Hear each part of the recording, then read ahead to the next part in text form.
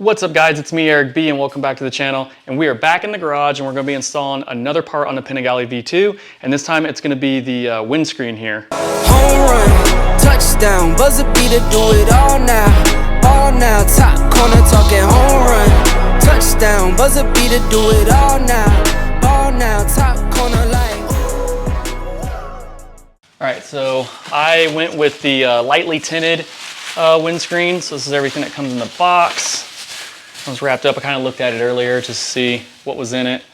This is the windscreen right here. Not too bad. I thought it was going to be a little bit darker, but it's actually not bad because I don't want it to be super dark or anything like that, but it's just enough where you can tell that it's different, and it's a little bit taller than the factory windscreen. All right, and then you get some paperwork right here. Looks like if you click or take a picture of the QR code, that'll lead you to some installation instructions. And then last things you get is some hardware. Replace the little rubber nuts that go on the windscreen, and then you get this rubber piece that goes on the top of the windscreen. All right, so in order to get this thing on, I think this is just like any other bike that I've done. Pretty much just remove these screws right here, and then this whole thing should just slide out. So we shouldn't have to remove the front fairing or anything like that. We'll see when we get to that point.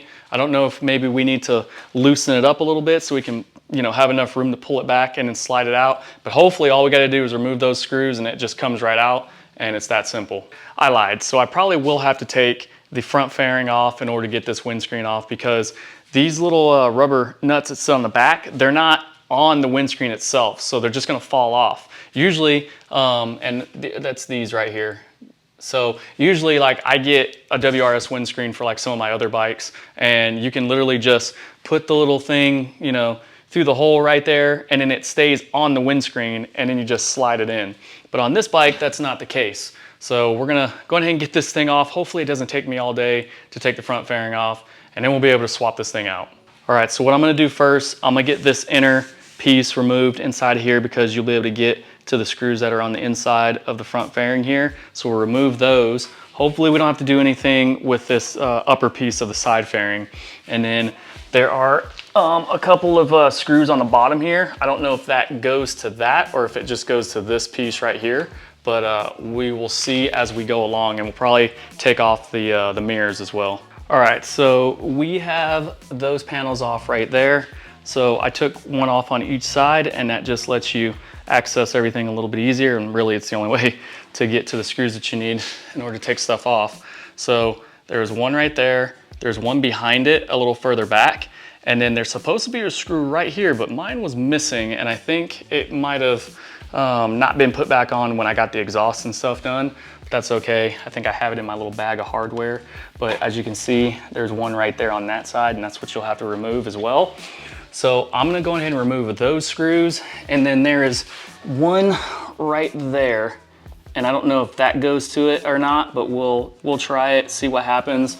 And then, like I said, hopefully we don't have to remove any of the side fairings at all just to get the front one off. Oh yeah, in order to get this panel right here off, you're gonna have to, just looking at the panel here, there's two push pins that go in here that you need to remove, and then there'll be two screws that are forward, so one up there and one up there, and then one in the back here. So there's like a little tab here, and that so the back portion will be back here, and it's like a little tab. You just got to pull that up with that back screw, and then those other two are up here. So one will be like right here, and the other one goes right there, and then there will be like a tab behind here, and you just got to pull it out, and then you're able to just pop that whole thing out.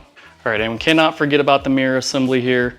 Two screws, one connector, really easy right in there, as you can see.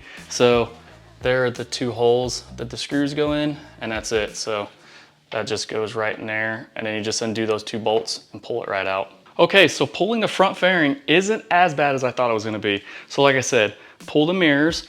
Then after you do the mirrors, you're gonna do these inner pieces, these plastic pieces that are in here. Then you have two screws. You got one there and then one behind it further back. And then there's supposed to be one right here as well. Then there's also screws up here. There's one up here and one up there on the other side. So remove those two. And then once you do that, there is just the one screw right there on the bottom in the center right there. And then you're able to just pull this off, because right in here, there's like a like a long piece it's like a plug that just goes right through a hole in there that holds it on. And then you should just be able to pop this thing right off. All right, so just pull it back there once you get all that off, and then it should just pop right out, just like that.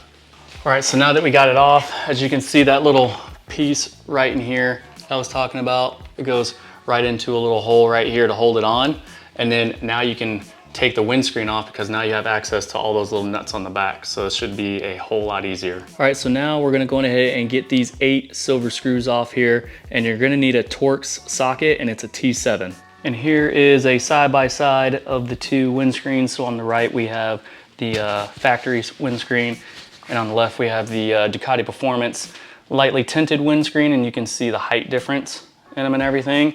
And I will say the stock one is a little bit thicker than this one. This one's a little bit thinner, but there you have it. Also wanted to show you guys this as well. So as you can see, this little piece here, it's the piece that just goes on there. It's held in by 4 of these screws right here. So these are the old nuts. So you'll get some new ones in the bag, and then you're just gonna reuse your old screws there. All right, guys, we got her all done. It's on, looks pretty good. And then on the inside here, as you can see, this is kind of hard to put on like when you're trying to do it by yourself. So I would start off with these 4 top screws and then work on the bottom part with that plastic piece. But other than that, not too bad. I just wish there was an easier way to do it, like on some of my other bikes that I've done, where you just take the windscreen out and put it back in. You don't have to remove the whole front fairing, but that's Ducati for you. All right, so what I'm gonna do now, I'm gonna go ahead and get this back on the bike and everything. So pretty much reverse order when putting this back on and installing all the screws and the panels and everything, and you're good to go. So I'm not gonna show that, just put everything back the way that you took it off, and then I'll show you guys a before and an after.